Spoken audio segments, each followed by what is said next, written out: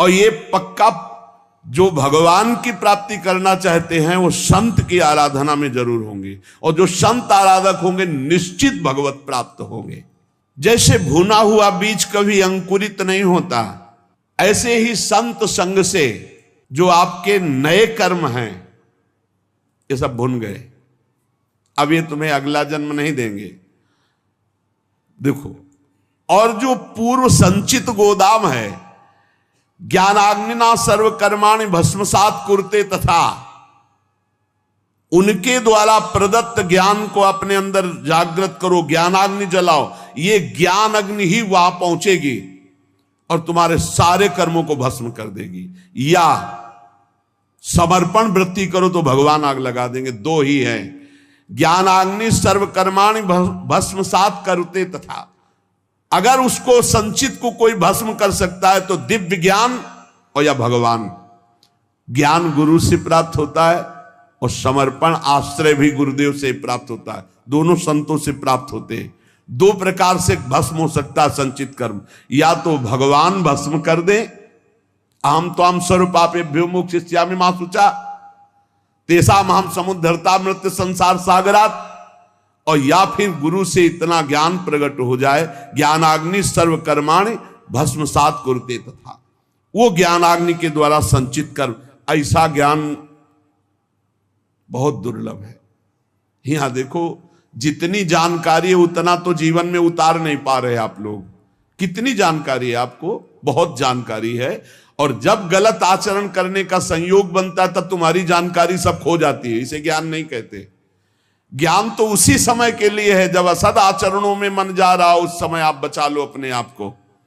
तो उपाय है सबसे बढ़िया भगवान के प्रति समर्पित हो जाना। मत चित्ता सर्व दुर्गाणि मत प्रसादात तरिष्यति, जिसने मेरे में चित्त लगा दिया सब दुर्गुण नष्ट हो जाते हैं और मैं उनके संचित कर्मों को भस्म कर देता हूं। अहम त्वाम स्वरूपापेभ्यो मोक्षयिष्यामि मा शुचा। भगवान सबके मन में ही बैठे हुए देख रहे हैं। मन से ही दुख सुख होता है। जब आप भजन करेंगे तो प्रारब्ध का आपको दुख नहीं होगा, भोगने में बड़ा आनंद आएगा। भला दुख भोगने में आनंद आता है, लेकिन आनंद आता है कब? जब मन भगवान से जुड़ा होता है। प्रारब्ध का भोग तीन प्रकार से होता है, एक स्वेच्छा से, एक अनिच्छा से और एक परेक्षा से। स्वेच्छा, जानबूझ करके अपने शरीर को नष्ट करना, बहुत बुरा प्रारब्ध होता है, बहुत बुरा प्रारब्ध होता है। स्वेच्छाकृत प्रारब्ध बहुत भयानक होता है। ये तभी मिट सकता है जब किसी महापुरुष का संग मिल जाए और उनके वचनों से हमारा चिंतन बदल जाए। और एक होता है अनिच्छाकृत। अब वो छलांग लगाई थी कूद करके जल में, और उसको पता नहीं था जहां छलांग लगाई ऊपर से नीचे 2-3 हाथ के नीचे वो सीमेंट की बहुत बड़ी बांध थी। वो सीधे 50 हाथ ऊपर से कूदा, खोपड़ी के बल से खोपड़ी फटी, मर गए। यद्यपि उसकी इच्छा नहीं थी, प्रारब्ध ने मार दिया। अनिच्छा प्रारब्ध को मिटाने के लिए भी भगवद आराधना, संत संग। कई बार आपसे प्रार्थना की है, अगर आप याद किए हो सत्संग में, कि आप जब अपने घर से निकले तो 5 महाभागवतों का नाम जरूर ले ले।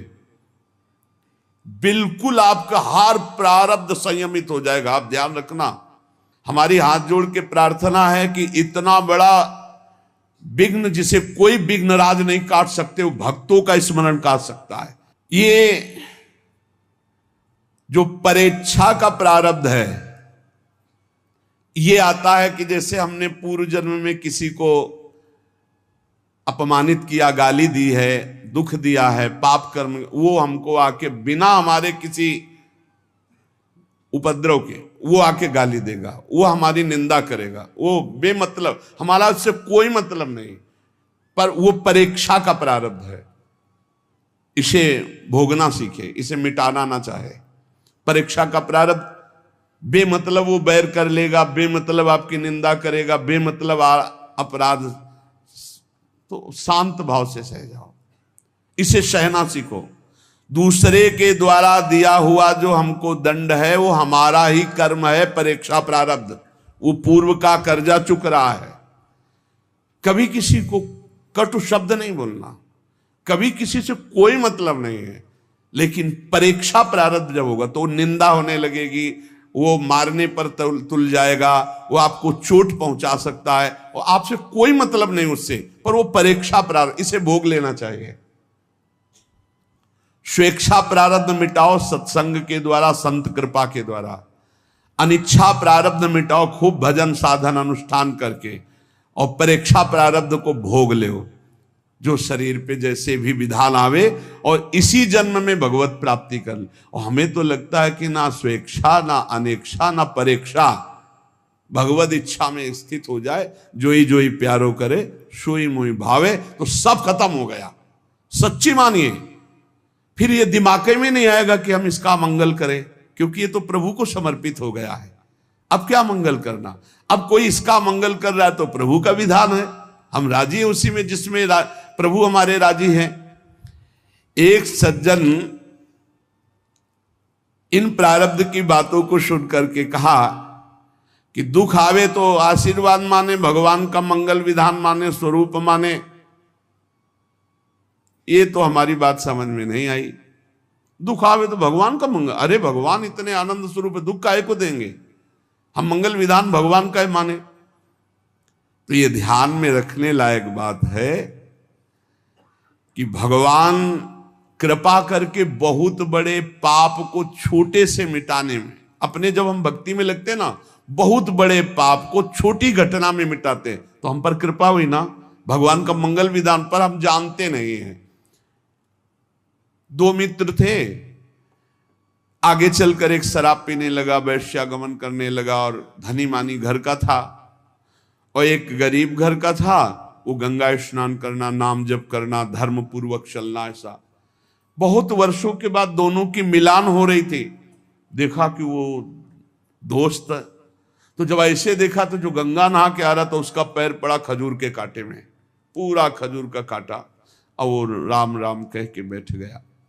वो नजदीक आया तो उसकी ठोकर लगी, तो देखा मिट्टी हटी, तो एक थैली मिली, उसमें देखा रत्न। तो देखा, देख रे खूब गंगा नहाता है, सब करता है, देख खजूर का कांटा लगा, देख मौज मस्ती से रहता हूं, ये रत्नों की थैली मिली। चला गया वो। अब उसके मन में अविश्वास हो गया, देखो तो हम इतना जीवन में करते रहे, मेरे खजूर का कांटा लगा, मैं जानता हूं ये अपने दोस्त को, ये बेविचार करता है, गंदे आचरण करता है, इसको रत्नों की थैली मिली, यहाँ खाने की भी व्यवस्था नहीं, कराने लगा बड़ा खजूर का कांटा। जब किसी को जरा सा धर्मात्मा पुरुष को संशय, तो फिर भगवान स्वयं उसका निवारण करते हैं। तो भगवान एक संत के रूप में आए और कहा, अरे बेटा तुम्हारे कांटा लग गया क्या? तुम्हारे ऊपर तो भगवान की बड़ी कृपा है, हम देख रहे हैं। बोले बातें मत बनाओ, हमने देख लिया, हमारा दोस्त जीवन हो गया शराब पीते, बेविचार करते, गंदे आचरण करते, उसको ठोकर लगी तो रत्नों की थैली मिली, और जब मैं उसको देख रहा था उस समय मुझे खजूर का कांटा लगा, और आप कह रहे हो भगवान की बड़ी ये कृपा है। तो उनका बेटा देखो, अब वो तो भगवान ही थे, अब दिखाया कि पूर्व जन्म में इसके इतने पुण्य थे कि इस समय राजा होता, लेकिन इसने पापाचरण करके सारे पुण्य छिन्न कर दिए। अब ये जो आखिरी पुण्य इसकी थैली है, ये जब रत्नों का भोग कर लेगा, बेच करके इनको खर्चा कर लेगा, तो सारे पुण्य इसके नष्ट हो जाएंगे। तो अब इस जन्म का पाप और पूर्व जन्म का पाप भारी दुर्गति को प्राप्त होगा। और बोले पीछे तुम्हारे ऐसे पाप थे कि इस जन्म में तुम्हें सूली की सजा मिलती, तो गंगा स्नान और नाम जप से सूली की सजा कांटे के उसमें निकल गई, खजूर के कांटे में। अब तुम्हारा पाप ये नष्ट हो चुका है, अब तुम्हारे सुकृत इस जन्म के और पूर्व के जुड़ेंगे, तुम आनंद। तब उसको विश्वास हुआ। तो जो हमारे भगवत मार्ग में चलने पर अचानक दुख मिलते हैं, तो वो हमारे कर्मों का फल होते, पर बहुत कम करके भगवान देते हैं, हम जानते नहीं। सही मार्ग में चलने पर जो आपको ठोकर लगी, जो आपको कष्ट मिला, वो कोई बहुत बड़ा बुरा प्रारब्ध छोटे में निकल गया।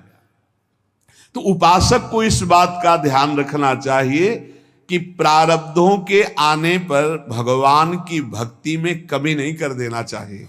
स्वेच्छा प्रारब्ध, अनेक्षा प्रारब्ध और परेक्षा प्रारब्ध। अच्छे कर्म का फल अच्छा ही होता है और बुरे कर्म का फल बुरा ही होता है, लेकिन बुरे से बुरा कर्म करने वाला भी यदि भगवान की शरण में आ जाए तो अच्छा ही अच्छा शुरू हो जाएगा। थोड़ा थोड़ा भगवान भुगता देंगे, उस पर फिर नाराज मत होना कि हम भक्ति कर रहे हैं हमें बड़ी समस्या मिल रही। थोड़ा थोड़ा भुगता कर अनंत जन्मों का निर्मल करके इसी जन्म में भगवत प्राप्ति करा देते हैं। हमको कोई दुख नहीं दे सकता, दिमाग में बैठा लो। हमारा कर्म ही प्रारब्ध बन करके हमें कोई ना कोई दुख दिलाएगा, और वो बड़ा दुख हमारे पास छोटा होकर आएगा क्योंकि हम भगवान की शरण में आएगा। तो देखो ऐसे भगवान दुख देते हैं। जैसे किसी के लड़के ने कोई अपराध कर दिया, अब पड़ोसी मारने के लिए उसे दौड़े, मां ने देखा, बड़ी चतुरता पूर्वक गई और हाथ पकड़ा और कहा, अरे दुष्ट, तुम्हें इतनी बार समझाओ, पूरा लंबा हाथ करके, और जब लगेगा पीठ में जाके आवाज भी होगी लेकिन वो बहुत धीमे से होगा, हाथ लंबा होगा और गुस्सा बड़ी होगी। तो पड़ोसी कहने, अरे रहने दो बहन जी, रहने दो, आखिरकार बच्चा ही है।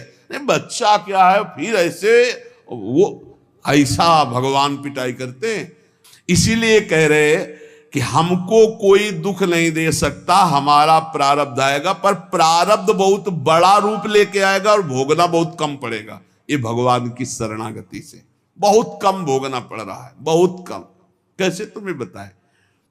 हम यदि किसी की बुराई करेंगे, किसी को नीचा दिखाने की कोशिश करेंगे, वो हम अपने लिए कुआं खोद रहे हैं। और अगर हम सही मार्ग में चल रहे हैं फिर हमें कष्ट मिल रहा है तो हमारा पूर्व का प्रारब्ध है, हमें चुपचाप सह लेना चाहिए। हम किसी को दुख नहीं पहुंचा सकते, ये हम नियम लें, और फिर किसी को दुख पहुंच जाता है तो उसका प्रारब्ध है। ध्यान दीजिए, अपने जीवन में हम किसी को दुख नहीं पहुंचाना चाहते, अब अचानक किसी को दुख पहुंच जाता है हमारी चेष्टा से, हमारे उससे हम नहीं पहुंचाना चाहते, ये उसका प्रारब्ध है। दुख पहुंचाने की हमारे अंदर ना इच्छा है, ना संकल्प है, ना चेष्टा है, और किसी को दुख पहुंच जाता है। कई ऐसी बातें होती जो हम नहीं चाहते पर दूसरे को कष्ट हो जाता है। अतएव जब हमको कोई दुख पहुंचावे तो हमको भी रोष नहीं करना, हमें मानना है कि इसका जो चेष्टा हुई वो मेरा प्रारब्ध ने करवाई चेष्टा। जब कोई दूसरे के द्वारा किए हुए प्रतिकूल व्यवहार से प्रतिकूल व्यवहार करता है तो नया कर्म बन करके वो भोगने के लिए तैयार हो जाता है। इसलिए उपासक नया कर्म तो बुरा करे ना, और जो हमारे साथ बुरा करे उसे निपटा लो, सह लो चुपचाप, और भगवान की शरण में हो।